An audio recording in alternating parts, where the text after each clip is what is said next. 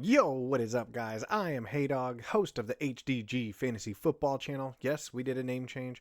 The teammate one, it wasn't working out with the league, just not enough guys wanted to do stuff. So, this is going to be my personal channel now, going over fantasy football advice. But, guys, this is panic, kind of just, sit on players and just you're going to be fine, guys. All right, this is going to go over the players that I know a lot of you guys are questioning right now. But let's get straight into this, starting off with Lad McConkey. Now, here, guys, I'm not panicked at all. Maybe a 2, maybe a 3. He is not leading the team in any of his stats. I mean, as you can see here, he is what? He's got 7 targets, 4 catches for 41 yards. Now, QJ and Keenan Allen have been leading this team, and they've been getting all the touchdowns. Don't get me wrong.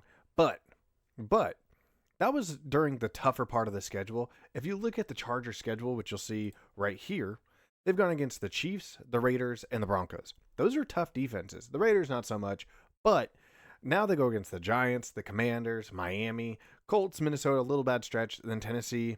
But man, look at this playoff schedule. Ooh. The only problem is week 15. They do go against the Chiefs, but then they got the Cowboys and they go against Houston again. This is exactly what you want to see. This is exactly what you need to have right here. I'm telling you guys, do not panic on Lad. He is going to have better weeks. This was just bad matchups for him. Keenan Allen probably won't stay healthy. QJ has already proved that he is an unreliable wide receiver. It just, one week, all it takes is a couple of drops, and that trust goes down. I'm telling you guys, do not panic on Lad. He is going to produce for you guys. I promise. Now, the next guy, RJ Harvey. Now, this is a very tough one, guys, because yes, he is getting playing time. As you can see here, he only has 2 carries for 2 yards. He does get 3 catches for 14, which was second on the team. But I'm a little bit more panicked on him. It is very clearly that this is J.K. Dobbins' backfield, and they want to live through him. Now, barring injuries, which on this channel we do not hope for ever. But if you look here, 3 games into the season, RJ Harvey has 13 carries for 80 yards. He does average 6.2 yards per carry, which is very promising. He has 5 receptions for 29 yards. Love to see that with 34 routes run. So he is definitely getting the receiving work right here. But the biggest problem with him, he's not the main guy. He's not getting the goal line carries. He's not getting any. He only has 1 explosive run for 1 10-yard run. So realistically, you have to sit on RJ Harvey, put him on your bench. It's not a panic per se. It's more of a patience. You need to have patience with RJ Harvey. And then next, we have the Cincinnati Bengals. That whole offense. I mean, Chase Brown, I'm worried about. Jamar Chase, I'm worried about. T. Higgins, I'm definitely worried about. So we're going by those 3 guys. As you guys can see here, this is a stat from last game. Last game was kind of a weird one just because they got blown out so bad, so they pulled their starters. But T. Higgins is almost a drop for me. Almost a drop. Jamar Chase is throw him in your flex and hope that he does produce. I mean, he has 8 points this last week. And then Chase Brown is one of those guys. T. Higgins and Chase Brown are both full panics. Go and see what you can get for them. The issue that you're going to have, which you can see right here, their schedule is hard all the way through until week 16. I mean, they go against Denver, Lions, Packers, Steelers, Jets, Chicago. Those are good defenses. Very good defenses. So this is a full-blown panic for me. For me, go see what you can do with Jamar Chase, T. Higgins, and Chase Brown. I would hold on to Jamar Chase just because he is a generational talent. He can change this game. Chase Brown isn't going to be able to do anything strictly due to the fact that that offensive line is atrocious. And if you're not throwing the ball successfully, then they can just stack the box. They don't have to worry about the outside receivers because your quarterback sucks so bad. So now, on a little side note for the Bengals, they might trade for a quarterback. If Jake Browning has a bad week, I wouldn't be surprised to see Kirk Cousins on the move, Jameis Winston on the move, one of those type of receivers, quarterbacks that are going to come in and they're going to try to implement them immediately to try to save this season. And then hopefully they can go on a little bit of a playoff run to where Joe Burrow is healthy enough to come back and maybe save the season.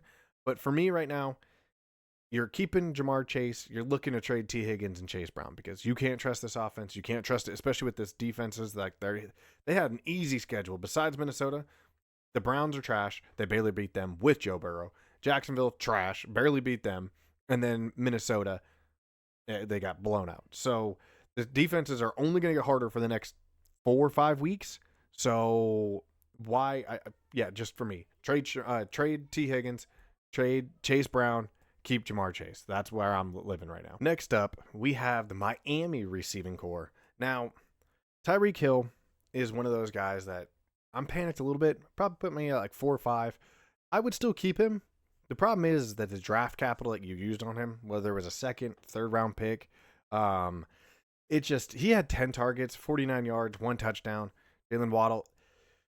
It's not these guys' fault. It's Tua and the coaching staff. Tua is not the answer. I mean, if you guys saw that interception that he threw in clutch time, you guys can see it. Something's not right. They need to. I wouldn't be surprised if they lose this week, they start shipping people off. Tyreek Hill becomes a Chief, wouldn't surprise me. But for Achane, automatically start. Tyreek Hill, still put him in the flex wide receiver 3 situation. I don't blame you for that. He's still going to put up numbers. May not be what you drafted him for, but he's at least going to get like 8 points, barring injuries. Jalen Waddle, bench. Try to trade him, honestly, especially after this kind of week. He did put up good numbers. I would try to trade Jalen Waddle. Maybe see if you can go get like a decent other receiver, a lesser running back. See if you can trade Jalen Waddle for something like that. But for me, keep Tyreek Hill, flex, wide receiver 3 situation. Devon Achane, 100% you're starting without a doubt. But other than that, guys, don't trust this Dolphins offense. Go and see what you can get for Jalen Waddle. But yeah, this is not a good season. They're going to probably end up shipping house. Then keeping it kind of to the team theme, you have the Buffalo Bills receiver core. Khalil Shakir and Keon Coleman. I know a lot of us spent a lot of fab or whatnot on Keon Coleman. Now, James Cook is an automatic starter. Josh Allen's an automatic starter. I'm not even going to really go over those guys. But the Shakir and Coleman. So, guys, it is very clear it is the exact same boat as the Eagles wide receivers. If Buffalo can't just walk away by running the ball over and over again and just controlling the clock, and Josh Allen and James Cook carrying the team with rushing touchdowns, little dump offs to Kincaid, then these receivers aren't going to do anything. Same thing with the Eagles. They play pretty much the exact same way, except Buffalo definitely does take their shots and they score a lot more. The Eagles are okay with just running the ball and chewing the clock the whole entire game. Buffalo, Shakir and Coleman, both are flex option. My panic on them are like about a 3-4. You're going to have good weeks against good teams. When they play against good teams, start them. They automatically start to put them out your wide receiver 1 situation, especially you guys saw with Keon Coleman. When they go against good teams and it's close, they're going to produce. But when it's like this week, they're going against the Saints. They're going to get blown out of the water. So these Buffalo wide receivers, maybe one of them pop off, but the other one's not going to. You guys see the writing on the wall with Keon Coleman and all this. Dalton Kincaid is obviously his go-to target because they run a lot of play action. He scrambles out of the pocket, dump off to Kincaid, that kind of thing. So for me, not a panic, but maybe go see what you can trade these guys for. Maybe if you can go get like a more reliable wide receiver for Shakir or Coleman, just because this is going to be a roller coaster ride. Just like the Eagles, A.J. Brown, Devontae Smith, this is going to be a roller coaster ride all season. Could make or break your week. Instead, go get a team go get a player that is going to go get you consistent points every single week. But for me, this is a kind of a panic. It's not, like I said, 4 or 5, maybe even a 6, just because for me, I want consistent points. I don't want inconsistency where one week they score 23 and then the next week they score 6 just because there was no passing volume. So just see what you can get for Coleman and Shakir. Now, next up, my Falcons.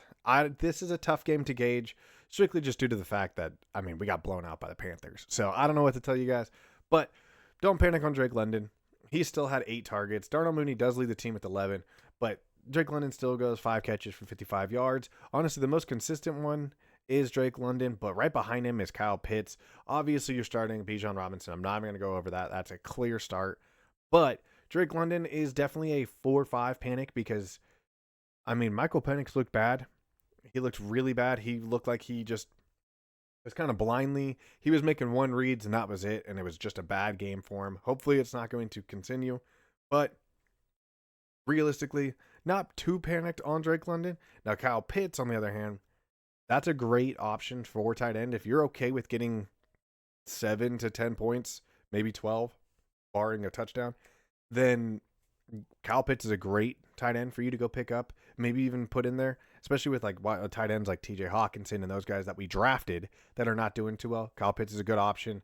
He's not going to get you anything too crazy. He might have boomer bust weeks, but he's not going to really have bust weeks. I don't know why I said boomer bust, but 4 catches for 39 yards. So Kyle Pitts kind of seems like a good option, but Drake London, you wasted a lot of draft capital on. So panic is there, but don't ship him off immediately just because, I mean, he still put up 10.5.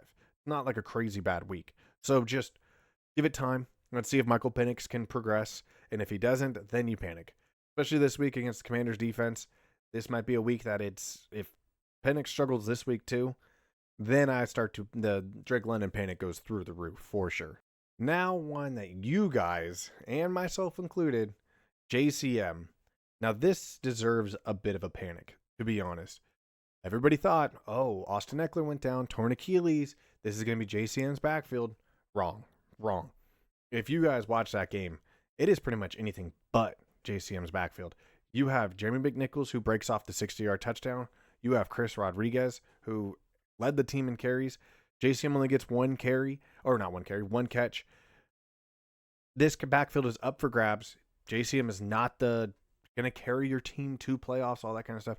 JCM does get a touchdown, which saves his fantasy day. But this is a very big panic because if this becomes a full committee, 3 running back committee for the Commanders, this is not what you want to see.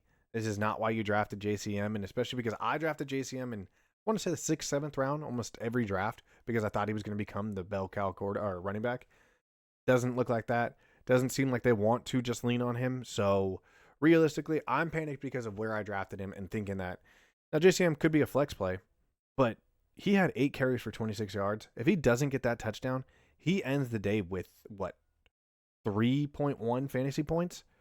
That's not what you want to see. Not what you want to see. I'm a little panicked. Maybe look to trade him away. See if anybody is really still hyped up on him and they think, oh, he's going to be the bell cow back. But it was very clear Chris Rodriguez was the main back. Jeremy McNichols is going to be putting his nose into some carries. So if I were you, either pocket JCM right now, don't start him, or see what you can go get. See if somebody's still hyped up on his hype and see if you can go get you another running back or wide receiver for him, for sure. Now, another one that I'm seeing all over my TikTok, go check out my TikTok, link is in the description. George Pickens. Everyone's freaking out. CeeDee Lamb is out. He went out mid-game, tried to come back in. He's out for a month at least. They might even put him in IR. So, for me, why is everybody trying to dump off George Pickens? The game script was never planned for CeeDee Lamb to go out.